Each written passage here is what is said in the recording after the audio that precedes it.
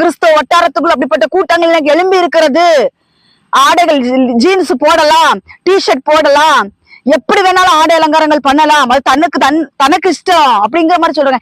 யாரு சொன்னது? உனக்கு யார் அந்த அதிகாரத்தை கொடுத்தது? கர்த்தர் சொல்லுகிறார், நீங்கள் உங்களுடையவர்கள் அல்ல, நீங்கள் கிரயத்துக் கொள்ளப்பட்டிருக்கிறீர்கள், தேவனுக்கு அடிமைகளாகுங்கள் என்று சொல்லப்பட்டிருக்கிறது வேதவசனத்தை. உன்னுடைய சரீரத்தை அலங்காரம் பண்றதுக்கு யார்கிட்ட கேட்கிற?